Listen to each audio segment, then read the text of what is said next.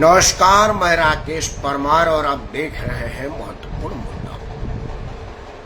मित्रों, आज का महत्वपूर्ण मुद्दा यह है कि अखिलेश यादव ने आजमगढ़ में अपने लिए एक बंगला बनाया है। यह महत्वपूर्ण नहीं है क्योंकि अखिलेश यादव आजमगढ़ छोड़िए आसमान पर भी बंगला बना सकते हैं। कोई बिल्डर बनाने को तैयार तो हो। प्लॉट वह चांद पर खरीद सकते हैं, कोई चांद पर प्लॉट काटना तो चाहे। वह इसलिए कि अखिलेश यादव जब उत्तर प्रदेश का सरकारी बंगला खाली कर रहे थे तो उन्होंने टाइल तक उखाड़ करके ले गए। मैंने तभी कहा था कि कीमती टाइल नहीं था, टाइल के नीचे जो दफन था वो बड़ा कीमती था।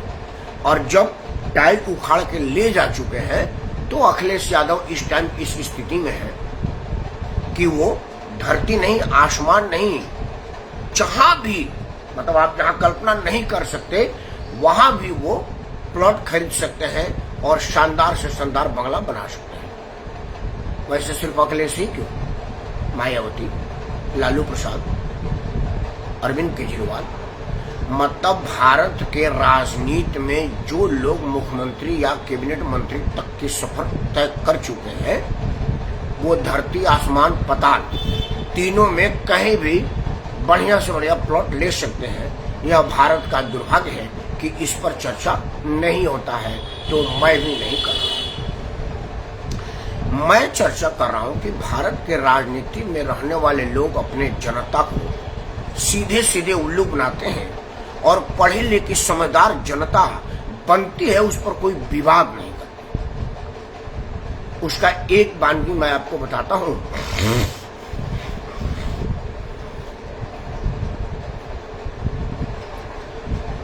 अखिलेश यादव ने आजमगढ़ में घर लिया, उसका गृह प्रवेश के पूजा काशी के 5 विद्वान पंडितों से करवाया। गृह प्रवेश के पूजा के लिए उन्होंने काशी के विद्वान पंडितों, 1-2 नहीं, पूरे 5 के 5 पंडित बुलाए और उससे गृह प्रवेश का पूजा कराया। अभी 2 दिन पहले इटावा में ब्राह्मण और यादव का विवाद जो उनके द्वारा भड़काने का प्रयास किया गया था वो बहुत बढ़िया से भड़क नहीं पाया, जिसमें उन्होंने कहा था कि यादव होकर के पाठ क्यों नहीं कर सकता। यादव अगर पूजा करेगा तो उसमें बुराई क्या है, कोई दलित पूजा करेगा तो बुराई क्या है, यह पीढ़ी का अपमान है। लेकिन जब खुद के घर में पूजा करने की बात आई तो पीडीए के ख्याल नहीं आई। तब उन्होंने ब्राह्मण से पूजा किया, ब्राह्मण को भरोसा किया, जिस ब्राह्मण को अभी कल तक गाली दे रहे थे और कल भी गाली देंगे। मेरा प्रश्न यहीं से शुरू होता है कि यह सीधा सीधा उल्लू बनाने की तरीका हम सब कब समझेंगे। हालांकि उल्लू बनाने का संस्कार उनके पूज्य पिताजी से आया है। उनके पिताजी भी 3 से 5 घंटा तक पूजा करते थे। वही मर्यादा पुरुषोत्तम भगवान का भव्य मंदिर उनके घर में था। लेकिन पूजा करके निकलने के बाद उसी मर्यादा पुरुषोत्तम भगवान राम के पावन पवित्र मंदिर बनाने की मांग करने वाले कारसेवकों पर गोली चलाने का आदेश भी उन्होंने दिया था। यह अखिलेश यादव ने कहा था कि मैं मंदिर पूजा पाठ नहीं मानता, बिल्कुल ये मेरे लिए बेमतलब का है। लेकिन जब उनका ब्याह हुआ था तो उच्च कोटि के ब्राह्मणों ने उसमें शादी का मंत्र जाप किया था। मतलब मेरे यहाँ अगर कुछ पड़ेगी तो मैं उच्च क्वालिटी के ब्राह्मण पर भरोसा करूंगा, लेकिन तुम दलित हो, पीडीए के हो, तुम यादव हो, पिछड़े हो, मुसलमान हो या जो भी हो, तुमको तो सिर्फ दलित से ही पूजा करवाना चाहिए, यादव से पूजा करवाना चाहिए, क्योंकि वो ही के लायक तुम हो, क्योंकne तुमने हमको वोट दिया है। यह भारत का राजनीतिक दल करता है और हमें इसी से सावधान रहने की जरूरत है। मेरा अपना मानना है कि भारत महान में पहले ही दिन से आज तक कभी भी कोई जाति प्रधान नहीं रही, किसी जाति को प्राथमिकता नहीं दिया। हमारा देश तो जन्म से भी प्रधान नहीं है। उसका एक उदाहरण आपको बताता हूं कि पूरे धरती पर आपने राम जी का मंदिर देखा सुना होगा। अभी तो अयोध्या में भव्य मंदिर बना हुआ है, उसका अलौकिक छवि की क्या वर्णन की जाए, न भूतों न भविष्य की। लेकिन हनुमानगढ़ी भी वहां पर है। मतलब पूरे भारत में आपने राम मंदिर देखा होगा, जानकी जी का मंदिर है और हनुमान जी का मंदिर है, लेकिन क्या किसी ने कभी लव कुश का मंदिर देखा है? सुना है, जाना है कि कहीं कोई किसी बड़े शहर में धार्मिक स्थान पर लव कुश का मंदिर है? जबकि भगवान राम और मां जानकी के पुत्र लव और कुश थे, यह तो आपको पता ही है। वह इसलिए कि भारत में जन्म को महत्ता नहीं दिया गया है। पुत्र पूजनीय नहीं है, भक्त पूजनीय है, दास पूजनीय है, शिष्य पूजनीय है और योग्य पूजनीय है। इसीलिए आपने राम मंदिर देखा होगा और हनुमान मंदिर देखा होगा, सुना होगा, गए भी होंगे। मैं अभी अभी अयोध्या से होके आया हूं। मैंने मर्यादा पुरुषोत्तम भगवान राम के मंदिर को देखने के बाद हनुमानगढ़ी का हनुमान मंदिर भी देखा। हालांकि मैंने तब भी हनुमानगढ़ी में पूजा किया है जब भगवान राम टेंट में थे। हमारा देश विद्वता को पूजता है। जिस देश के नाम पर भारत बना हुआ है, जब भारत ने अपनी राजगद्दी को ट्रांसफर किया तो उन्होंने अपने बेटे को नहीं दिया, अपने योग्य पात्र को दिया। यह वो देश है। लेकिन यह राजनीति में नहीं है, क्योंकि राजनीति में 5वीं में 5 बार फेल बेटा ही पूजा जाएगा, ऐसा माहौल हमारे राजनीतिक दलों के लोगों ने क्रिएट कर रखा है और सीधा सीधा क्रिएट करते हैं और हम सब देखते हैं लेकिन उसको अनदेखा कर देते हैं। अखिलेश यादव का उदाहरण आपको बता दिया कि अभी कल तक ब्राह्मणों के जगह यादों से पूजा कराने का वकालत करने वाला, ब्राह्मणों के जगह यादों से कथाबाज करने वाला, चर्चा करने वाला, उसको मानने वाला, पीडीए के विरुद्ध में ब्राह्मणों को और राजपूतों को खड़ा करने वाला, जब आजमगढ़ में अपने घर की पूजा की बात आई तो काशी के पूज्य 5 पंडितों को बुलाया। आते हैं दूसरा ड्रामा किरदार पर। मित्रों, अरविंद केजरीवाल, उसके चर्चा नहीं करेंगे तो ड्रामा का ना तो आनंद आएगा और ना ही उसका कोई मतलब रह पाएगा।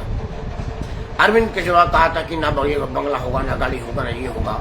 लोग शादियों में करोड़ों करोड़ों के शादी के माल में जाते हैं, फलाना नहीं होगा।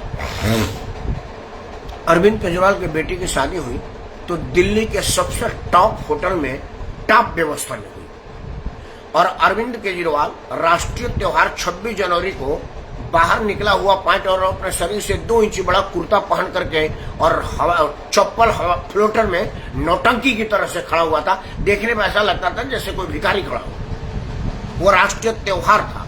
लेकिन जब उसके बेटी की शादी की बात आई तो अरमानी का सूट पहना था जिसकी सिलाई ही कई लाख होती है, कीमत तो मैं अंदाज भी नहीं लगा सकता। जिसमें सोना जला था कि हीरा जला था वो नजदीक से देखने पाएगा। वो आसमानी कलर, नीले चमकीला नीले मलमल पर कढ़ाई किया हुआ सूट पर, और जूता भी गुची का था।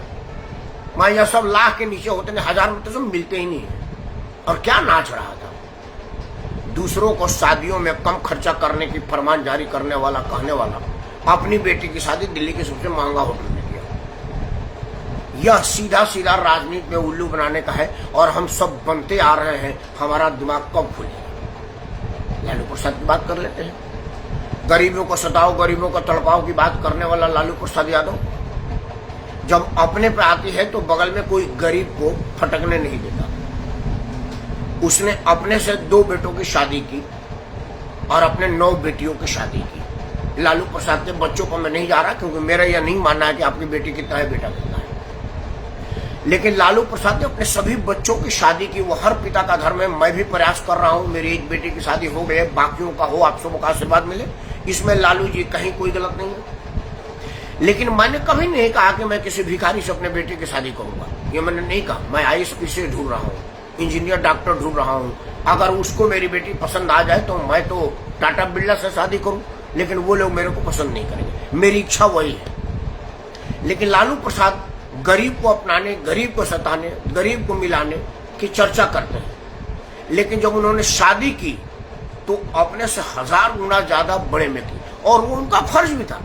मैं इस बात के लिए उनको गलत नहीं कर रहा हूं। लेकिन गरीब गरीब गरीब और गरीब को अपना कहने वाला आदमी जब अपने पे आता है तो अपने बेटे की शादी क्रिश्चियन में करता है, तेजस्वी का जो शादी हुआ है वो एक क्रिश्चियन बेटी है।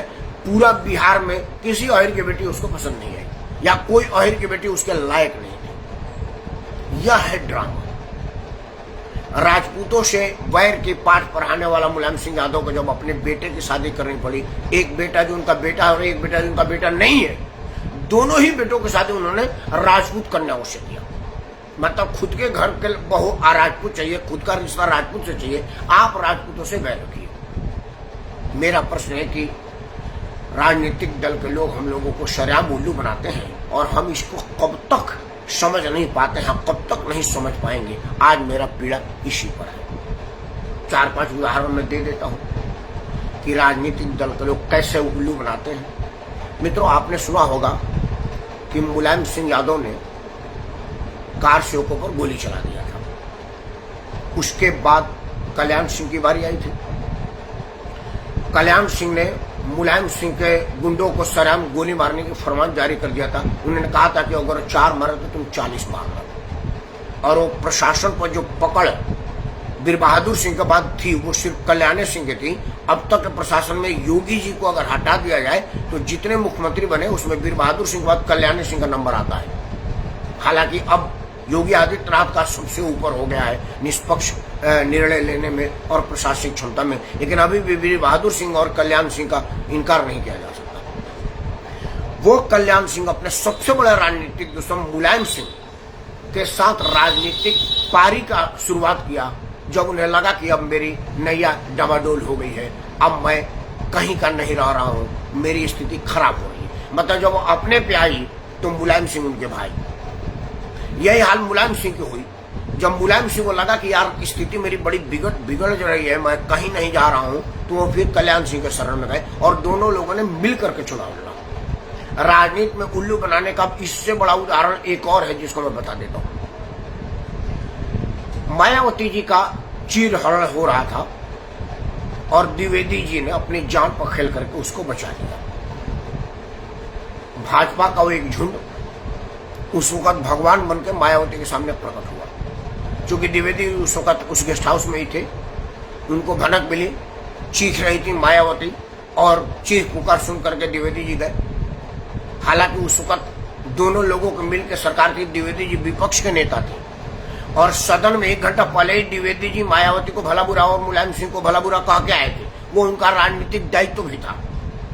लेकिन जब मायावती का चीरहरण हो रहा था तो द्विवेदी जी ने कहा कि नहीं, महिला का चीरहरण अगर पुरुष के सामने हो रहा है तो वो पुरुष ही नहीं है, क्योंकि पुरुष का पुरुषत्व, पौरुष तभी तक सलामत है जब कोई महिला सुरक्षित उसके सामने से गुजर जाए, तभी पुरुष पुरुष है और उसका पौरुष सलामत है। पुरुष का मतलब ये नहीं कि महिला का व्यभिचार कर दे, महिला के साथ पर अत्याचार कर दे। आप पुरुष है और आप में पुरुषत्व बरकरार है, इसका प्रमाण है कि महिला आपके सामने सुरक्षित निकल जाए और आपके साथ सुरक्षित हो, तभी आपको पुरुष है। द्विवेदी जी जैसा पूज्य पंडित को यह बात का ध्यान आया और वो मुलायम सिंह के गुंडों से भिड़ गए।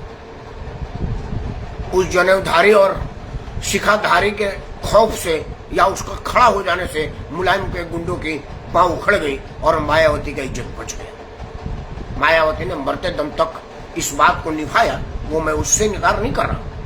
लेकिन जब उनको भी योगी आदित्यनाथ के सामने राजनीति में सर्वाइव का कोई रास्ता नहीं मिला तो अपने उसी दुशासन के शरण में गई जिन्होंने उनका चीरहरण किया था। उल्लू बनाने का भी इससे बड़ा उदाहरण कोई और हो तो जरूर बताइएगा। पूरा उत्तर प्रदेश में यादव और दलित आज भी आमने सामने लठ लेकर के खड़ा हो जाता है कि तूने मेरे बहन जी पर चीरहरण का प्रयास किया था और तूने मेरे फलाना किया था।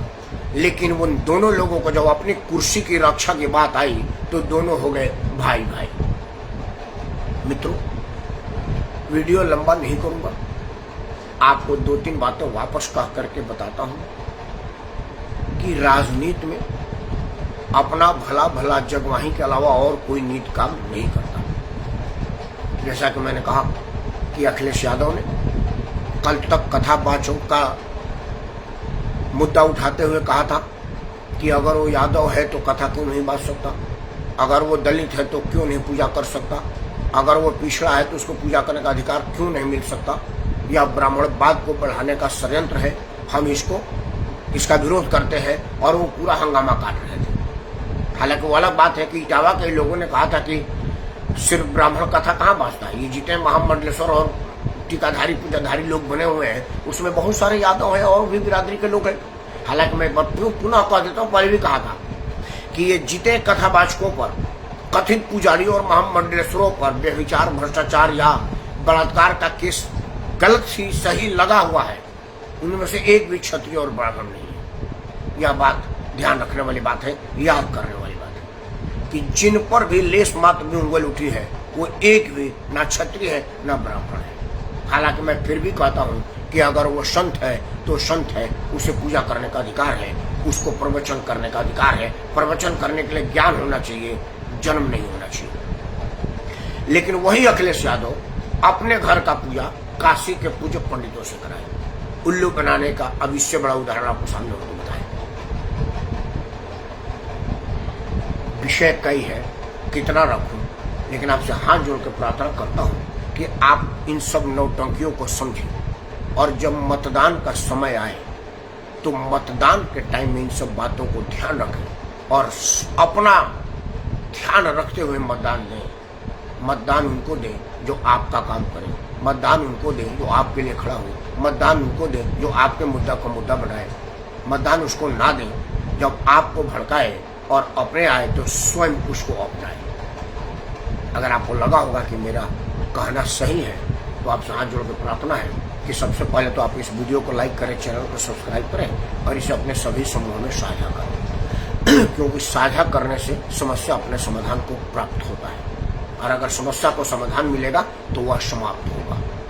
मैं यह दावे के साथ तो नहीं कह सकता कि मेरे एक दिन के वीडियो बनाने से संसार की सारी समस्या का समाधान हो जाएगा, लेकिन बेशक वो एक दिन में ना हो, लेकिन एक दिन जरूर होगा और उसी एक दिन की उम्मीद में मैं आपके सामने रोज एक महत्वपूर्ण मुद्दा लेकर के आता रहूंगा और आपसे आपका आशीर्वाद मांगता रहूंगा। इन्हीं शब्दों के साथ मैं राकेश कुमार आप सबको सादर प्रणाम करता हूँ।